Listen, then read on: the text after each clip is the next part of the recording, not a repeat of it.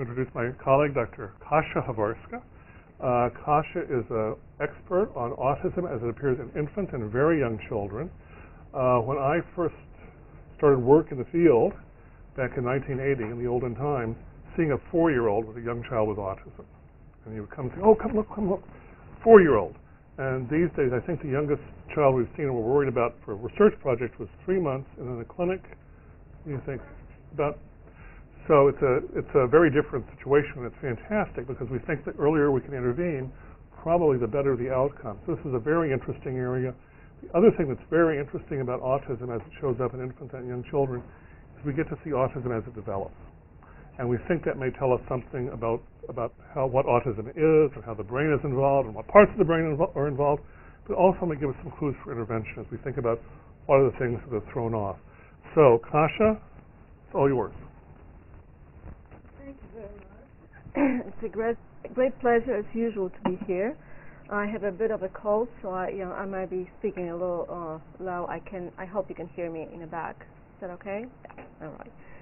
So in real life, I wear two hats. On one hand, I'm a director of the Toddler Developmental Disabilities Clinic, so I'm involved in a lot of clinical activities, and you will see some of that work reflected here in this talk.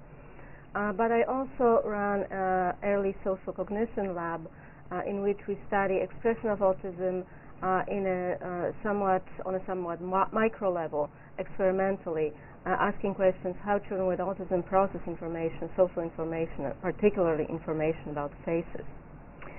So, as you might have today in this talk, I'm going to talk a little bit about the onset and diagnosis of autism, how autism expresses itself in the first 3 years of life, and then I'll give you a quick preview of our work in the lab on face processing.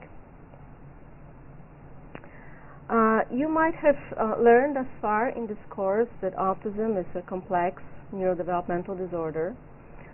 Its symptoms can be quite severe and are expressed in two domains, primarily in social interaction and communication. Children with autism also have tremendous difficulties with another class of problems. They have unusual sensory interests, they have some unusual body movement, and quite repetitive or stereotyped interests. Symptoms of autism become apparent in a vast majority of cases before the 3rd birthday. However, diagnosis is typically delayed. Still in the U.S., as Fred mentioned, many years ago a child wouldn't be diagnosed with autism until the age of 6, 7, or 8. Right now, still, we do not diagnose the majority of children until the age of 4, which is a major problem in the field. Autism is a pervasive disorder. It affects multiple areas of functioning, and it's characterized by incredible heterogeneity of the expression. Children who are affected by this disorder vary along a number of dimensions, including level of cognitive ability. There are some children who are very profoundly affected in terms of their IQ, and there are children who are very bright in selected areas of functioning. Some children with autism will never develop speech. Others are very verbal or even verbose. For some children, proximity of other people is quite disturbing, and they, in fact, avoid contact with other people. They are quite perturbed when being approached.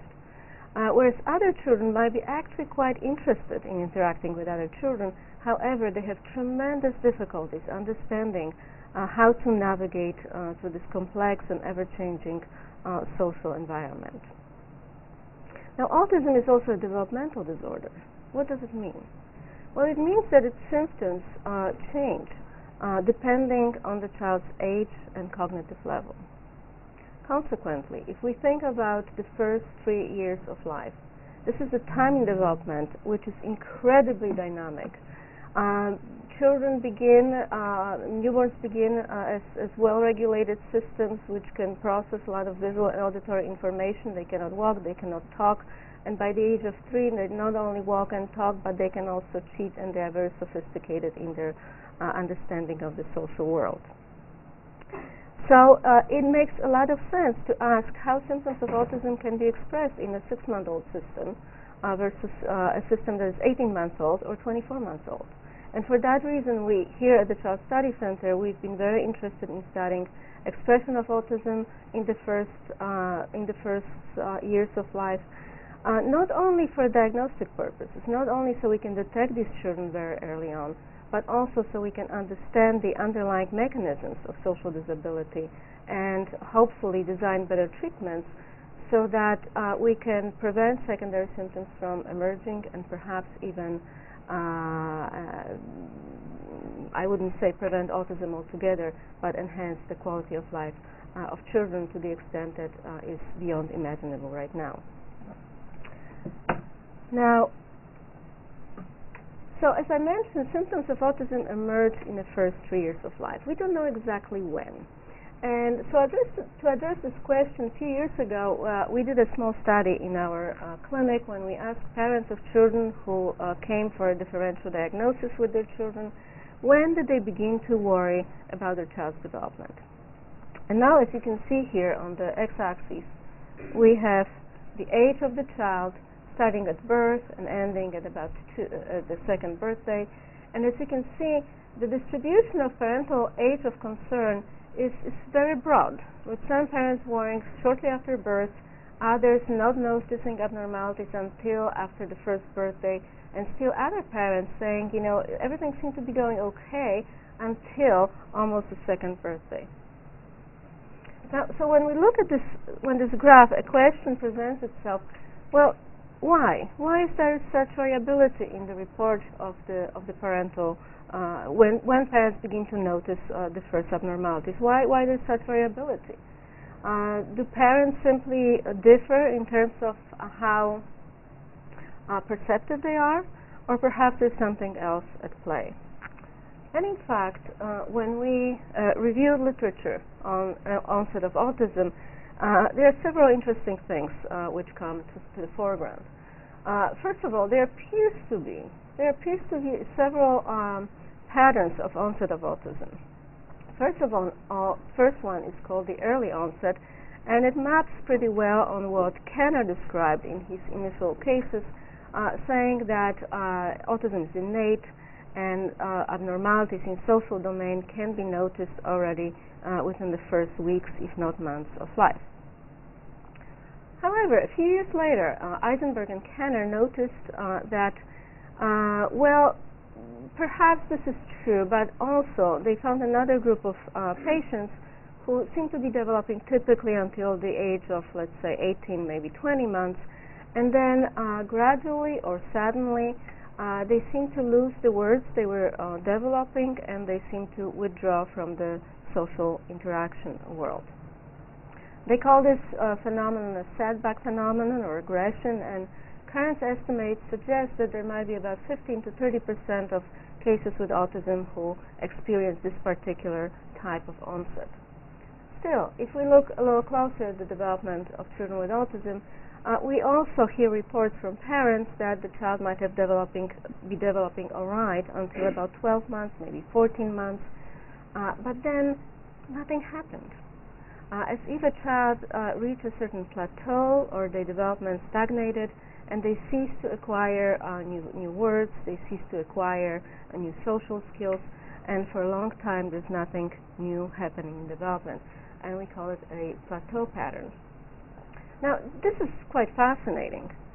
However, I must tell you that we don't quite understand these patterns of growth. We don't know whether these patterns of onset are in any way associated with, let's say, specific etiological mechanisms. Are they associated with a different developmental trajectory and outcome in these children?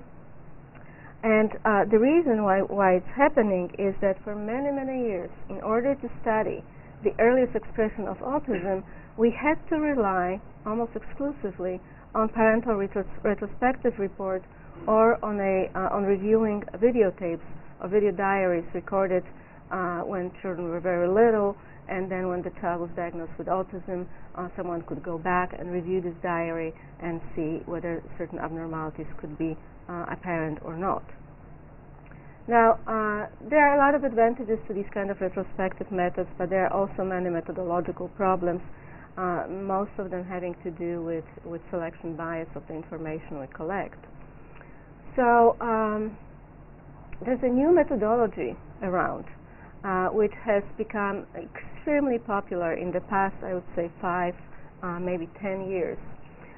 This is the idea of studying autism in statum ascendi as it evolves.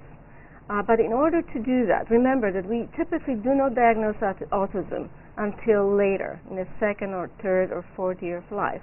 So how can we actually study development in the 1st year of life, right? It's a very it's a complicated question, but it turns out that genetic findings suggest that once a child is diagnosed with autism in a given family, the recurrence risk of autism in the same family is much greater than we would expect in general population. As you heard, autism has a very strong genetic component, and for that reason we expect this increased recurrence rate within the same family.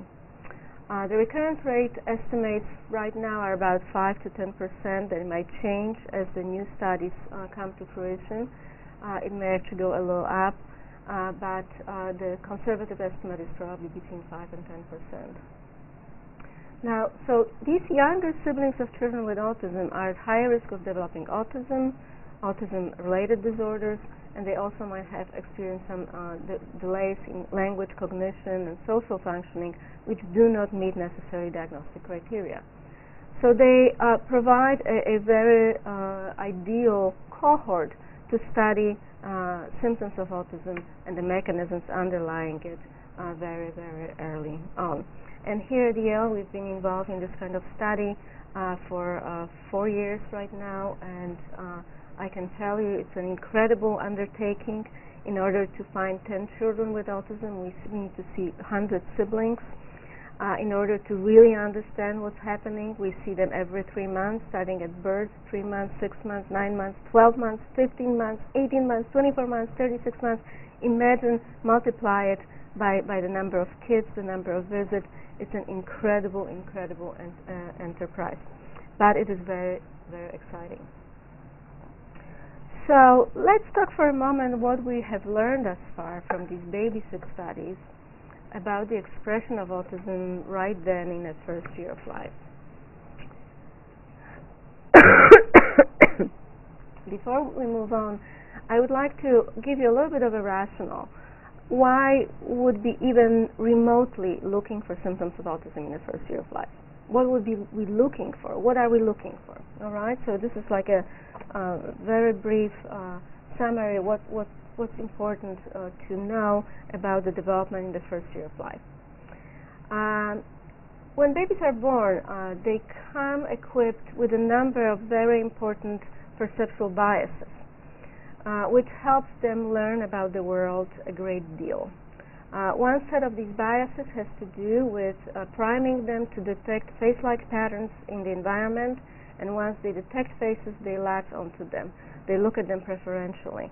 They also preferentially orient to sources of speech or language, which brought together gives them a wonderful set of skills to find people in their immediate environment and to attend to them.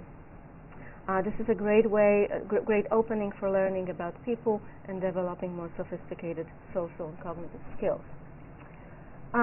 When we study face perception, it's a very interesting question whether, for instance, in autism, children might be born without these innate perceptual biases, which would help them learn about faces. So that's one of the questions we are pursuing in my lab. By about 3 to 6 months, infants play very interesting games with adults. They begin to engage in something that we call dyadic social interaction skills. So the mom smiles, the baby smiles, the baby coos, mom coos, the baby coos back. The reciprocity is beginning to emerge, and it's incredibly reinforcing to both sides. So you can jazz up the baby by simply playing the game and repeating what the child is vocalizing and smiling. By 6 to 9 months, children are beginning to show more sophisticated skills with regard to face processing. They are not only very good at encoding facial identity within seconds, remembering it for minutes, hours, and days, but they also begin to categorize faces with regard to affect, gender, and so forth. They begin to recognize certain words and respond to them differentially, in particular their own name, and the simple dyadic anticipatory games become more sophisticated, taking shape of a peekaboo game, and so forth and so forth. Between 9 to 12 months, several wonderful skills begin to emerge. First of all, babies monitor other people's behavior even more intently than they do before, and they also begin to actively imitate their behavior, which is a marvelous way for learning new skills. They also begin to monitor faces of other people for their facial expressions, and they derive a lot of information about the world from what's mom's face like. For instance, if we present a child with a new toy and the toy is a little scary, the child might look back to the mom. If the mom is smiling, the child will approach the toy. If mom is frowning, the child is likely to scoot away. It's a very important channel of, again, it's a very important way of learning about the world. Also at this age, children begin to communicate their needs. They communicate their needs via various vocalizations, gestures, squeals, angry shouts, pointing, but they also begin to communicate for another reason. They begin to communicate to share their experiences with others. By pointing things to them, showing it to them, and giving it to them, we call this set of skills joint attention. The reason I'm mentioning all of these skills is that many of these skills are actually affected in toddlers, in 2-year-olds with autism. And the reason why we are going back to the first year of life, that many of these skills actually have their roots already in the first year of life. So what have we learned about autism at 6 months? Well, I think when we all went into this business of studying baby SIBS, we expected that by 6 months we will be able to see some symptoms of autism in children who are later diagnosed with autism. And it doesn't seem to be so based on the very recently published studies from other labs. It appears that children who are later diagnosed with autism are quite similar with regard to eye contact, affect, some very basic interaction skills, as well as verbal and nonverbal skills compared to those who do not end up developing autism. And there's an emerging consensus in the field that these symptoms are beginning to emerge between 6 and 9 months, further to intensified in the second year of life. And that's possibly just so. Maybe this is just the natural course of autism, that we will not be able to see anything absolutely any strong indices of autism at 6 months. But it is also possible, being skeptical as we always are, it is also possible that the methods we are using, the instruments we are using, are not sensitive enough to detect more subtle abnormalities which are related to pathogenic factors associated with autism. And I'm going to come back to this point in a little while when I give you a little bit of a case study later on. So by 12 months, again, emerging consensus is that by 12 months we might begin to see some differentiation between children who end up being diagnosed with autism and those who don't. Some of the important areas of impairment, this unfortunately doesn't work on this either, is the fact that children with autism show quite limited response to name. And this is not because they don't understand language or they have impaired hearing. There's something about the word. There's something about the name. It's not a regular word. It actually represents a very complex concept, which is a concept of self. And children with autism have tremendous difficulties responding when their name is called. There are reports of limited eye contact, limited use of communicative gestures, and delays in language. and also emergence of atypical, the third group of symptoms in autism, emerges of atypical way of exploring objects. Our colleagues from the Mind Institute reported recently a study in which they say that children who later are diagnosed with autism tend to play with objects in more atypical ways, spinning them more often than other kids, and also examining them visually in a more prolonged and intense manner than other children. But the first year of life still remains a frontier for us when we are still very actively studying both the symptoms and the underlying mechanism. From the clinical standpoint, we are much better informed with regard to symptoms of autism in the second and third year of life. A lot of work has happened in the past 3 years to contribute to that success. When Fred mentioned that in the 1980s seeing a 4-year-old was very unusual in a clinic, when we started the toddler clinic in the year 2000, we were primarily seeing referrals of children who were 3 or 3.5. Seeing a 2.5-year-old was very, very early, very, very unusual. Right now, I would say the most frequently, the age of referral is around 18 to 20 months, which has dropped quite significantly in the past 10 years. I'm going to go quickly through some of the most well-known and studied symptoms of autism in the 3 key areas. Normally I would show you some videos. We are trying to limit the number of videos which contain privileged information in this particular presentation. So I'm going to describe them to you and then show you one single case study a little later. I think one of the most striking things that happen when you walk into the waiting room when there are parents and a toddler waiting to be evaluated is how little your entry matters to this child. It takes a lot to attract the child's attention, to make them notice that you actually enter the room, let alone to respond to a greeting. Children at this age are very interested in exploring their environment. We see a lot of climbing, a lot of exploring toys, touching them, moving. They often like toys which create immediate effects. We call them cause and effect toys, when they push a button and something happens, and they can get engaged in this activity for a prolonged period of time, to the extent that interactions or an attempt to regain their attention can be quite unsuccessful. When we try to engage a child in a reciprocal interaction, it's usually quite hard, quite difficult. Children might actually enjoy greatly playing with an examiner when we show them some interesting toy.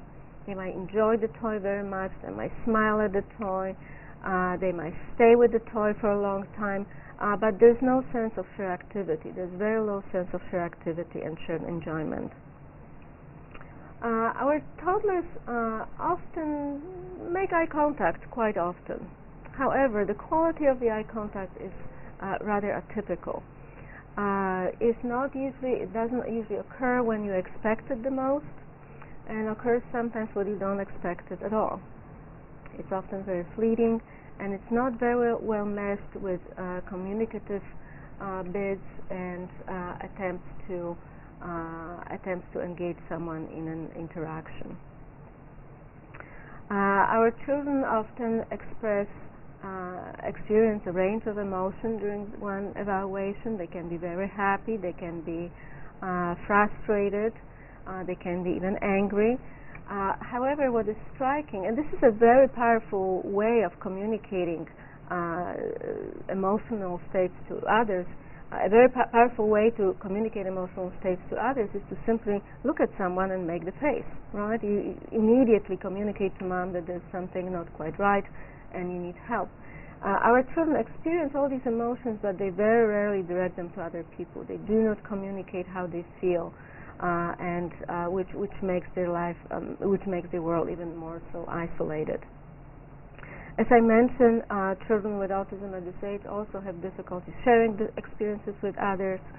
engaging in joint attention, and also they usually do not monitor behaviors of others to the extent necessary or seen in typically developing children, and they have difficulties learning via imitation. In terms of communication, it's a very interesting area as far as toddlers are concerned.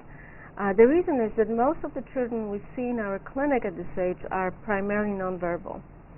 However, in order to assess their quality of communication, we still can focus on the nonverbal communication and various aspects of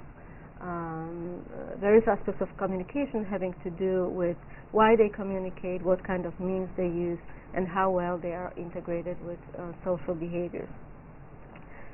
For instance, our toddlers communicate very infrequently. A typical toddler communicates about 3 times per minute. A child with autism might communicate 3 times per half an hour. Now, children who do have language delays, and most of our children do have language delays, are capable of compensating for lack of language with use of communicative gestures, expressive facial expressions, and also eye contact. What we see is in autism we see lack of these non-communicative behaviors, lack of gestures, and inconsistent use of eye contact for communicative purposes. Now, some of our children actually do communicate occasionally, but primarily to get their needs met. There are 2 reasons why we communicate with other people. One is for instrumental purposes, to make them do what we want them to do. And the second, we communicate in order to share our experiences. We call it declarative purposes versus instrumental purposes. Children with autism can be very, very effective in communicating their needs. But what we see is this disparity in frequency of communication for instrumental versus declarative purposes. Now, for those where we see language emerging, we also unfortunately see that atypical features of language are becoming apparent. So a child might repeat verbatim what they just heard. If you ask them, do you want juice? Instead of saying yes, no, or nodding their head, they can repeat, do you want juice? With exact inflection, exact intonation. We call it echolalia. Also, there's another very interesting feature which we see in some, not all children with autism, but when we see it, it's quite specific to autism.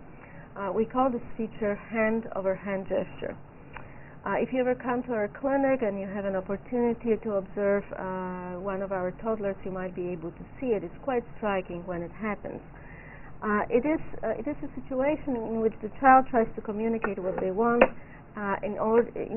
let's say they have a container which is tightly closed, they cannot open the lid, and instead of giving it to an adult with some kind of indication that they want it open, they might look around them, they grab the first hand they see, they pull the hand, they put the hand on the container as if they were using this hand as a tool, disembodied from the rest of the person. It has a very interesting feel when you are a subject of this kind of manipulation, and it's quite, as I said, we see it in some children, not all children with autism, but when we see it, it's a quite diagnostic sign. Children with autism also have deficits in play. Play early in development is very important for development of language and cognition. Our children tend to use objects in a typical way. When they explore objects, they often focus on physical characteristics, how the object feels, how the object smells, what kind of noise it can produce, or they focus on the details of the object. This is a picture of a little boy who likes to line up his toys, and that might be one of the primary modes of his play. Now, in young children, we see some of the repetitive behaviors and unusual sensory interests as well. Some children might be overly sensitive to touch. or might be very interested in certain types of motions. So we've had children, toddlers, who can spin pretty much anything from their shoe, plate, lid, pencil, anything. Some children also have develop interest in unusual activities or unusual objects. In this case, we have a little toddler who likes cans and likes to scan cans. We are also at this age just beginning to see the emergence of unusual motor behaviors and hand mannerisms. But these behaviors in this group usually are not very pronounced, do not have to be very pronounced in the second year of life. Now, autism is not only about deficits, but also about some excesses, and you might have heard that some children with autism have actually quite exceptional abilities. This phenomenon was for the first time described by Dr. John Langston Down, who noticed that some children with very profound developmental delays might have a specific ability in a one isolated area. And this ability might have to do with exceptional memory, musical skills, artistic skills, computational ability, and it's usually isolated from all other skills. Here I pulled a drawing by Stephen Wiltshire, who has unbelievable visual memory skills and drawing skills. Here he's drawing, I think it's a panorama of Tokyo, after a very brief flight over the city. I would encourage you to go to his website and actually see a few videos of how these drawings are produced. When we think about toddlers, we don't really see a lot of exceptional abilities, although some of our toddlers are very interested in learning about letters, numbers. Some begin to sight read. They can recognize signs, stops, exits, find them everywhere, read them out loud. Those who are verbal might have a very good expressive vocabulary. They might like to label objects. They might have actually quite extensive vocabulary for their age. And some of the toddlers we see have great memory for movies or books, and they can recite them verbatim. Presence of these kind of skills often might delay a diagnosis, because parents of an 18-month-old who is interested in their ABCs and can recognize all the letters of the alphabet, parents of a child like that might overlook the fact that the same child might not be interested in interacting with other people, and might not be using functionally on any of the language skills he or she has. Nonetheless, we see these skills in some children, not all children with autism. They tend to be isolated, not integrated with social interaction or more sophisticated play. They tend to be repetitive. Children who like letters will gravitate toward letters. They will not play with dolls. And in many kids, they are transient. They do not develop in special interest on unusual abilities. I think in my clinical practice, I've seen only a few children who went on to develop special skills. One of them was a little boy who I saw maybe at 20 months, who really loved shapes. He could label any shape, show him any shapes. He would see a table as a rectangle. Almost every object was reduced to a shape, which then he could label. It turns out that by the age of 5 or 6, he stopped being interested in shapes, but he developed interest in train schedules and routes of the metro system. So what do we do with all this information? We know, we have an idea what autism might look like in the second year of life, and then a child presents in the clinic for a differential diagnosis, and what do we do? How do we go about it? Well, rule number one is we step very, very lightly. It's a very serious disorder. It's diagnosing a child with autism is it's highly consequential for the life of this child and the family. And for that reason, we take this diagnostic process extremely seriously. Each child is seen in our clinic for 2-day evaluation. We bring on board 3, 4, sometimes more disciplines in order to better understand the child's clinical presentation and be able to sort out what might be driving the difficulties we see. Here I'm listing for your information an example of a battery of tests we would employ for an 18-month-old baby. As you can see, a large portion of it involves interviewing parents, taking very detailed medical developmental history, understanding whether there were any factors in the child's development which might potentially account for the difficulties we are seeing. We interview parents using divine and adaptive behavior scales to understand better what is the child's presentation at home. We can take a snapshot of the child's presentation in the clinic, but we want to understand how the parents perceive a child at home. What are the skills that the child demonstrates in the optimal environment? We also usually have 2 or 3 clinicians interacting with the child. The reason is we want to introduce different people to the child because each of us brings a different style, and we want to understand whether the observations we see are consistent across contexts, or maybe they are context specific. Maybe one of us had something very special that we were or not able to elicit from the child. In order to diagnose a child with such severe developmental disorder, we need to understand the child's developmental functioning in verbal and nonverbal domains, again to see whether there might be any factors which contribute to the child's social difficulties. We study their nonverbal communication very carefully, and also subject the child to a play session, semi-structured play session, which helps us evaluate the child's spontaneous level of social interaction and communication. Only when we have all these bits and pieces of information we can get together with all the clinicians and begin to discuss what the diagnosis might be. Also, at the end of this process, we have a lot of information about the child, and not only important for diagnostic purposes, but also important for treatment planning for a given child. As I mentioned, diagnosis is a very serious issue at this age, and when we started running this clinic, we were asking the same question: how stable this diagnosis is.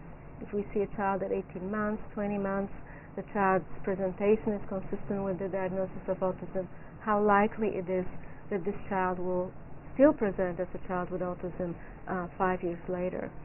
And we conducted a couple of studies here at the clinic, and it appears that the stability of the diagnosis between 2 and 4 is relatively high, and our colleagues in other centers also report a similar findings, which is quite encouraging, which means that we actually can predict to some extent diagnostic status of these children. However, there's a huge variability. Children move a lot within the spectrum. I just wanted to mention to you a study which just came out this month, in which we took a fairly large group of children, almost 90 children who were presenting for a differential diagnosis before their 2nd birthday, and we evaluated them very carefully and diagnosed some of them with autism, some of them with a pervasive developmental disorder not otherwise specified, which is a sort of a residual diagnostic category, indicated that the child has some social difficulties but not as severe as autism, and another group was diagnosed with non-autistic disorders having to do with non-specific developmental delays or language delays. And then when we followed them up at the age of 3, we saw that actually none of these children initially diagnosed with ASD converted to a non-ASD category, which means that we were pretty good at detecting autism when it was there. However, we also found quite a lot of movement within the autism spectrum. So there were about 25% of children who presented with very severe symptoms early on, and by the age of 3 or 4, their symptoms improved markedly. We see a movement in the other direction as well. So before I talk a little bit more about face processing, I would like to tell you a little bit about a case study, which might illustrate some of the points I made with regard to early expression of the syndrome. This is a little girl who is a younger sibling of a child with autism, and we had the privilege to follow her development starting at 6 months through her 3rd birthday. And unfortunately, she is one of the children who ended up developing an autism spectrum disorder. And by studying her development, we are learning quite a lot about how the disorder unfolds. I'm going to show you very superficial, just a few things about her development as we are still working on the data and analyzing them. So in this slide, we summarize her development in the verbal and nonverbal domains. And on the y-axis, you have age at which we saw her for the evaluation: 6 months, 12, 18, 24, and 36. And on the y-axis, you see the mental age or age equivalent score on the Smolin scale of early learning, from which these scores are derived. Okay? And as you can see, both her verbal and nonverbal skills are progressing quite nicely. Right? At 6 months, she was right at the level. At 12 months, she was right on target. 18 months, we begin some differentiation between her verbal and nonverbal skills. She was very verbal. Her verbal skills are quite advanced. And by 36 months, if anything, she was more advanced than her peers. Right? Her scores are higher than we would expect, higher than 36 months. So just looking at her cognitive and verbal skills, we would have absolutely no reason to be concerned about her development.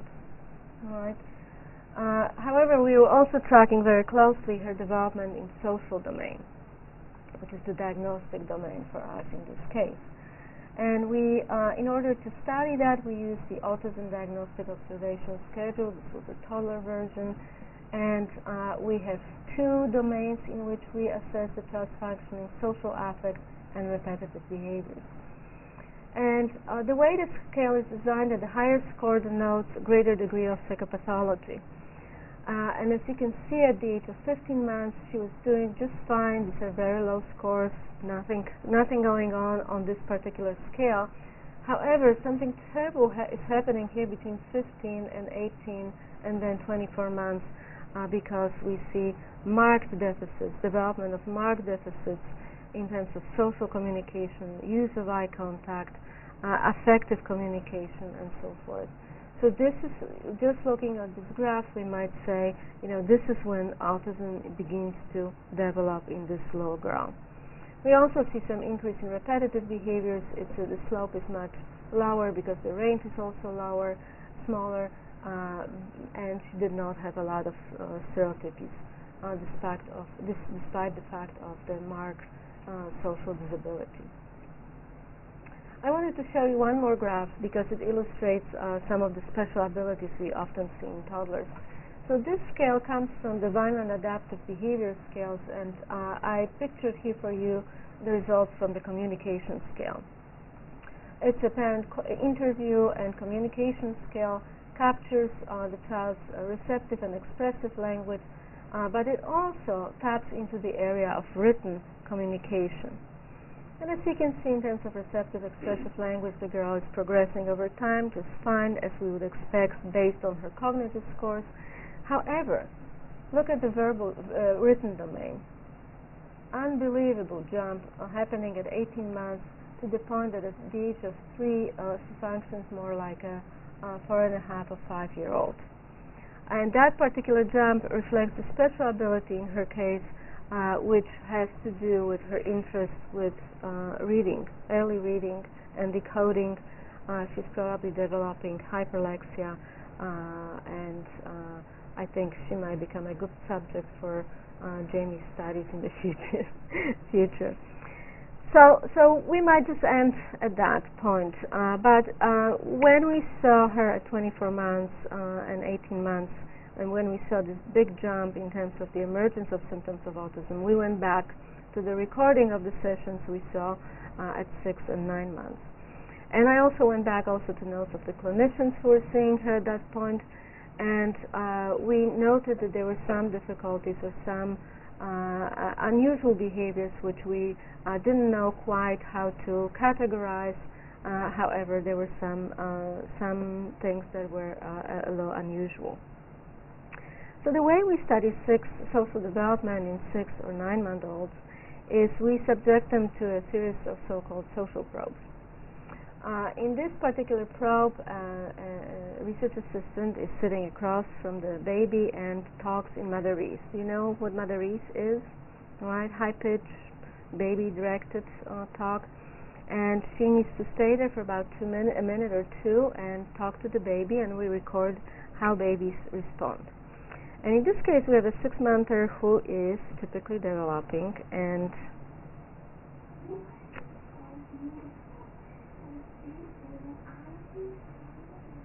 is totally mesmerized.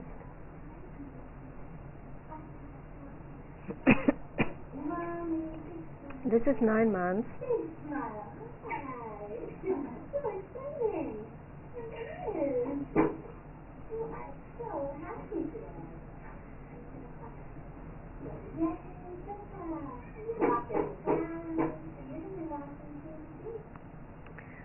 So in this particular case, we have a typically developing baby, motherese at 6 months. The baby is mesmerized. There are some smiles which she tried to insert in the research assistant's utterances. By 9 months, she's becoming much more active. She references her mom. She's having lots of fun. She fully appreciates and enjoys this kind of interaction. This is another girl. This is the girl we just talked about at 6 months.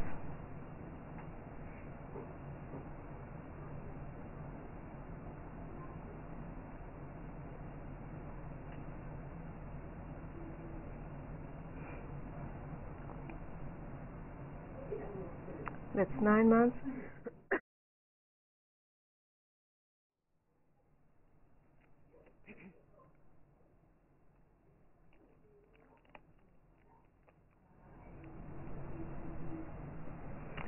And in this case, we see much less of this effect of sort of shared enjoyment with the research assistant. There's a lot of turning, twisting body away from the person who is trying to interact with her.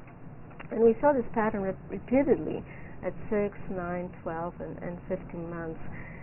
Which might suggest there might be some more subtle signs in terms of expression of the social difficulties, and we are working quite intently on categorizing these signs or detecting the patterns which might differentiate children who later develop autism already at 6 and perhaps even 3 months.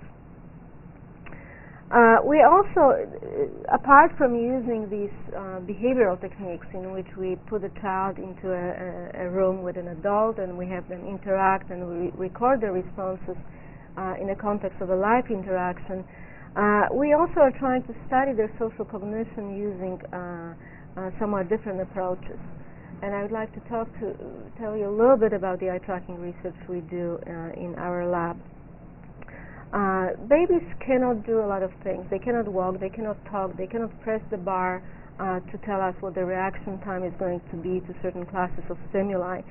But they can watch things, they can look. And actually, vision is, visual perception is one of the most important, apart from auditory modalities, one of the most important sources of information about the world, starting from the very beginning. We know that scanning patterns of our visual scenes are non-random, they are goal-oriented, they are exploratory behaviors, and they are affected by a number of factors which are important, always important to consider when we study visual cognition using eye tracking. Scanning patterns are affected by the perceptual properties of the scene, having to do with motion, high contrast areas, color, sudden onset of the stimuli. They are very likely to attract our attention. But they are also driven to a large extent by the semantic properties of the visual scene. What we know, what the perceiver knows or thinks and feels about the perceived scene. With regard to faces, a very simple example is that we scan faces of people we know very well quite differently than we scan faces of strangers. Also, evidence from developmental science suggests that scanning patterns are likely to be affected by age. They change with age. And also studies on other disorders besides autism suggest that they can be affected by for instance, schizophrenia, bipolar disorder, as well as autism. So in my lab we are quite interested in a number of phenomena associated with face perception, and in this particular study we have a 6-monther who is engaged in a face recognition study. We are asking this little baby to encode an identity of a new face, and then we test her on what she'd learn using so-called visual paired comparison paradigm. You might be able to see this red dot here. I don't know if you can see it with the lights on, but this is her point of regard.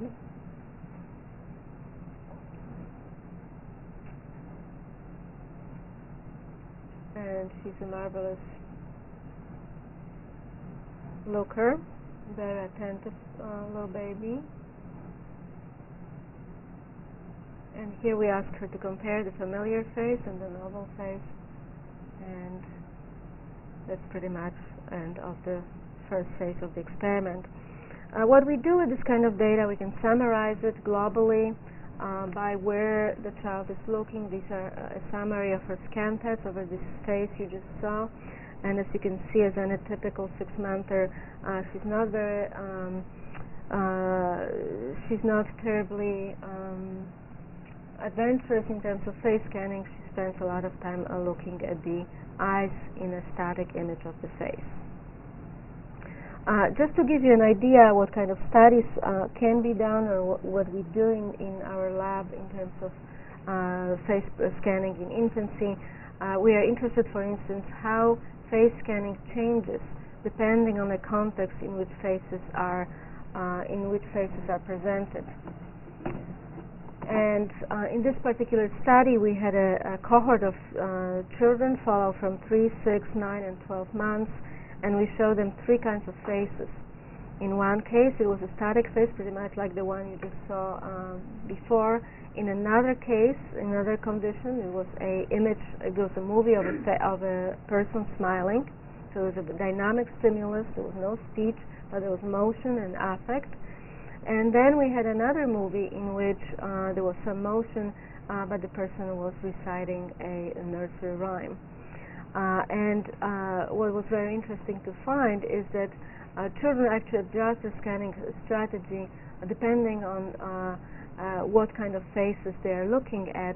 So if they're looking at the static face, most of the attention is distributed toward the eyes as compared to the mouth of the person. And it's true both of 3-monthers, 6-monthers, 9-monthers, and 12-monthers. When we look at the smiling face, the distribution changes somewhat. Attention to mouth increases, attention to eyes decreases a little bit, with the idea is that in order to read the emotion, you need to get information both from the mouth and also from the eyes to truly appreciate what is the person's affective expression. Things get even more complicated when we show babies' faces they are talking, because starting at 6 months, in this case, they begin to actually scan the mouth area more frequently than the eyes, especially when they are 6 and 9 months old, which we hypothesize helps them understand speech. There's a lot of nice perceptual cues in the way the mouth moves when we pronounce words, which provides some visual input and support for understanding language.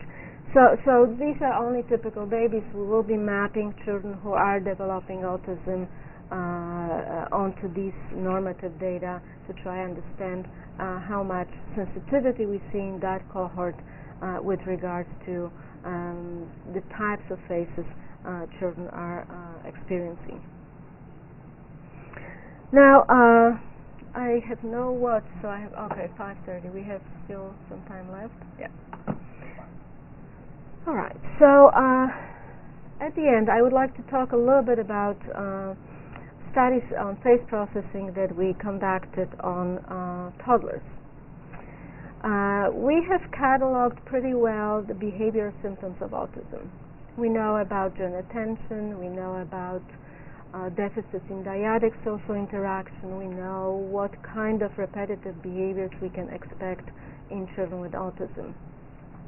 But symptoms of autism pervades also other areas of functioning, and one of the areas of functioning it affects is face processing. And from studies of older children and adults with autism, we know that they have difficulties in face recognition. They appear to employ different face processing strategies, which might be less effective, resulting in difficulties in face recognition.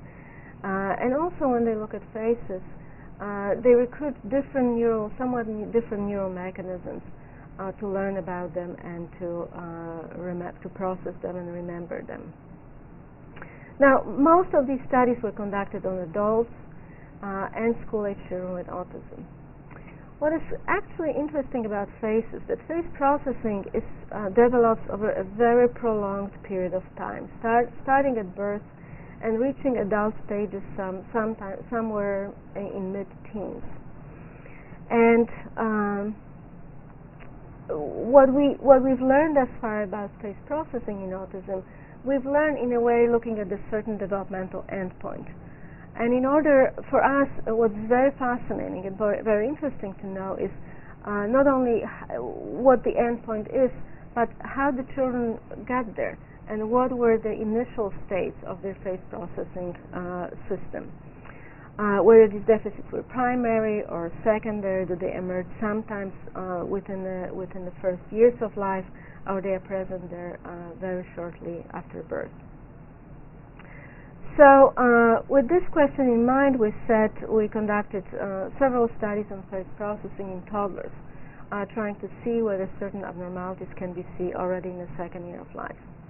The first question, the first study I would like to talk to you about is a study in which we examined the recognition and also scanning strategies. In this study we had two groups of toddlers, actually four groups of toddlers. Two groups were diagnosed with autism spectrum disorder, and the other two groups were typically developing and younger children were about 2.5 years old, and the older children were about 4. We tested them in a visual paired comparison paradigm in which first they were presented with a novel face, very much like the girl you saw on the video a moment ago. They were allowed to look at this face for as long as 10 seconds, and then we showed them a familiar face paired with a novel face. And the way our visual system and cognitive system is designed, once we learn about something or habituate to something, we tend to look at something new. So the measure of recognition is a ratio of the amount of time spent looking at the novel face as compared to the familiar face. And the way we process this data, we divide this visual scene, in this case a face, into regions of interest. And these are the key features, facial features, eyes, nose, and mouth, which then can be combined into the inner features. And we also consider outer features, which have to do with the forehead, cheeks, chin, and hair. These are the outer features, and everything else is a non-face or background. And we were very, very surprised to some extent by these results, but also quite encouraged to see that there are differences between groups, how they scan faces. First of all, these graphs are a little complicated, so let me walk you through them. We analyzed data on two levels. One level was the group features, inner features, which includes eyes, mouth, and nose, outer features, hair, and other facial areas, and that's the background. In the second analysis, we zeroed in on the inner features, looking at the eyes, mouth, and nose. And I would like you to first look at the yellow and orange bars right here, which represent our typical controls. 2-year-olds in yellow, and in orange we have our 4-year-olds. And there's one striking feature there. What's that?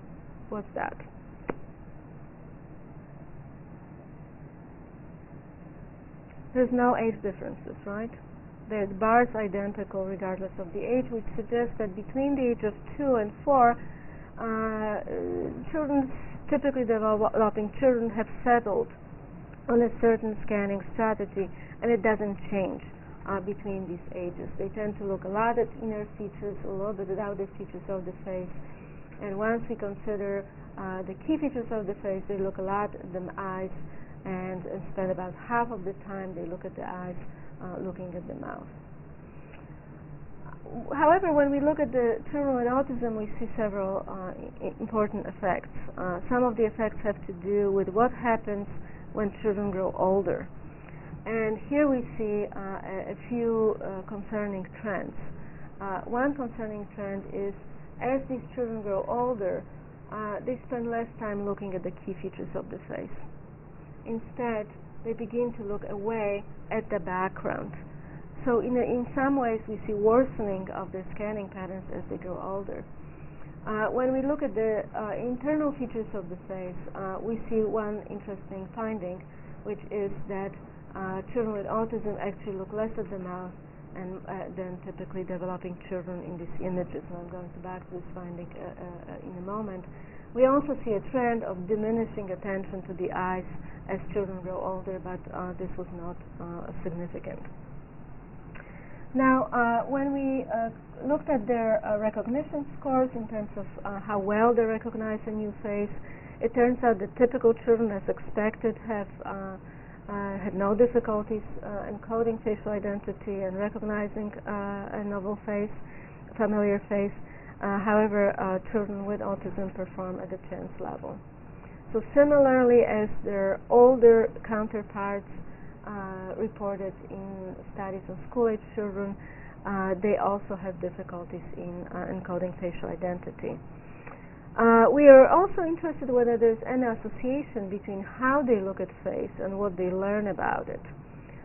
So we examine their scanning patterns during familiarization with the performance during the recognition test, and it turns out that more restricted scanning pattern, more looking at the eyes, at the expense of looking at the other important features which encode facial identity, resulted in more poor performance on this particular test. So for some of you, there might be a question appearing whether perhaps children with autism have difficulties in general with processing information and learning about new things. And so we wanted to make sure that the deficits we see here are in fact face-specific. So in order to do it, we took 19 toddlers with autism spectrum disorder, and we ran them on the two conditions, one involving faces, just the same as you saw before, and in the second condition we use objects instead of faces. And as you can see here, they showed a nice novelty preference for objects, but not for faces. So this deficit in encoding identity appears to be specific to faces, at least at this point. So another aspect of face processing has to do with regulation of attention. It's what happens before we actually engage in active exploration of the face. So in a very recent study, we asked a question whether there might be some deficit in face processing on other level than recognition, on attentional level. Faces are a very special, belong to a very special, very privileged class of stimuli. they are detected much faster than other objects. So if we present a face in an array of objects, you are much faster to detect face than any other object you're looking for. And once we detect the face, our attention seems to be held by the face much more strongly than by any other object. In this respect, we talk about an increased cost of disengagement from a face that we see in typical individuals, and this increased cost is usually expressed in increased reaction time to peripheral targets. Now, from one of the previous studies, we had an accidental finding which suggested that this attentional processing of faces in autism might be affected. But in this particular studies, we wanted to develop a more in-depth understanding of this phenomenon. Children were tested in something that we call overlap attention cueing paradigm. I'm going to show you in a moment what it looks like. We enrolled groups of children with autism, developmental delay, and typical controls, and we studied their saccadic reaction time.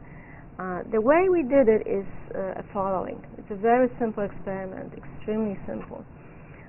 In the non-social condition, we showed them this kind of mosaic in the center of the screen. It's a scrambled face. Okay. And then after a second or so, a peripheral target appeared either on the left or right of this particular central cue. What we were interested in is how much time is it going to take them to initiate eye movement toward the target. In other words, we're interested in saccadic reaction time. Saccadic reaction time is composed of several components involved with planning a saccade, computing saccadic parameters, where you're going to go, and disengaging attention from the current fixation point. So the more you engage with the stimulus, the longer the reaction time is likely to be. So we tested them in a non-social condition, and then we created a couple of social conditions. In this case, this lady is doing all sorts of things with her eyes, and then the target appears.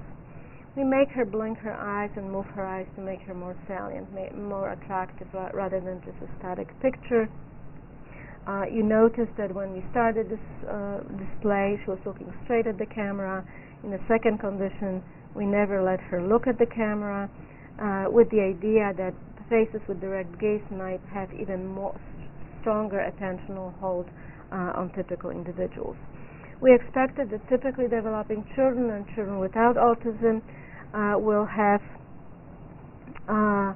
greater difficulties disengaging from these two classes of the stimuli than children with autism, and we expected that in the non-social condition all the groups will be equivalent. And lo and behold, this is exactly what we saw. As you can see, in non-social condition all the children are the same, and in the social condition, regardless of the direction of gaze, we see reaction time much shorter in the autism group, which suggests that their attention was not encumbered by the social quality of this particular stimulus. So based on the study, we concluded that faces do not elicit the same attentional bias in toddlers with autism as they do with children without social disability. And this effect seemed to be autism specific because we did not see it in children with other cognitive impairments. So the question arose, why is that so? Why would they be really disconnecting so fast from the face? Well, one hypothesis was that perhaps they are just faster at processing visual stimuli, so they don't have to look at them so long because they encode them very rapidly. And it is quite unlikely that the speed of processing would be responsible for the current pattern of results, because as our previous studies showed, that they, despite the fact that they are looking at the faces, they have poor recognition skills. So it's not that they are processing the identity faster and they move away from the face. There's likely something else going on. So the second hypothesis which we are pursuing now or testing directly in my lab has to do with depth of processing. It turns out that any time we look at any kind of stimulus, including a face, we can engage a variety of levels of processing, or at least a couple of levels of processing. So if we look at the face, we can look at the face almost as an object and think about its physical or perceptual properties. We might think about categorizing it. Is it a face or is it not face? Is it a male? Is it a female? Is it a redhead or is it a brunette? At that level, we do not engage in a lot of processing of a semantic kind. However, if we look at the face, we can also begin to think, well, is this someone I know? This reminds me of X, Y, and Z.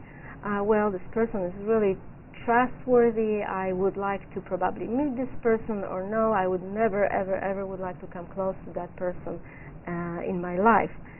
And it turns out that depending on what kind of level we engage with the face, that the level in which we engage with the face actually affect how well we encode facial identity. So adults subjected to this kind of manipulation have difficulties recognizing a face once they were asked to focus on physical characteristics. If they were asked to focus on more semantic characteristics, their performance was greatly improved. So we hypothesize that it is possible that when a child with autism looks at the face, they might not engage with the face on the same level as children without autism. They might be looking at the face, they might be focused on perceptual features of the face, maybe doing simple computations having to do with assessing its gender or faceness, and not necessarily thinking, is it mom, is it nice, is it mean, and so forth. These are the hypotheses we are currently examining in our lab. So just to sum up quickly and leave a few minutes for questions, the studies on face processing in toddlers thus far show that they have atypical abnormalities, biases in terms of faces, deficits in face recognition, that the properties of their scanning, in particular restricted scanning patterns, might be responsible for less effective encoding. And also we are noticing very concerning trend suggesting that the face scanning might become more abnormal as children grow older. The next questions very important for us are whether these deficits are primary or secondary. Can we see them in the first year of life? And we are also studying other aspects of face processing which might tell us a little bit more about the patterns of strengths and weaknesses that children with autism have in this particular area, and by that tell us a little bit more about the underlying mechanisms. The long-term goal and fantasy of people in my lab is that perhaps we can also design techniques to help children normalize their face processing skills, but that's something that is sort of far away. In terms of early expression of autism, just a few words.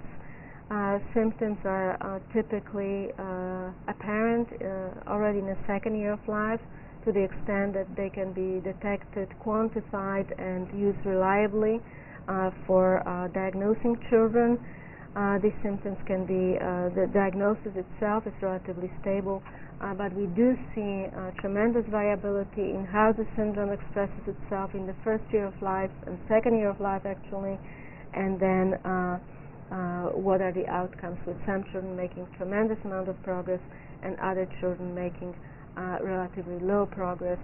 The concerning part is that we do not understand basis of this heterogeneity, and one of the very important goals which we are working toward and other colleagues around the country are working toward is to understand, to parse this heterogeneity and understand its underlying mechanism. And I wanted to thank you for your attention and see if you have any questions.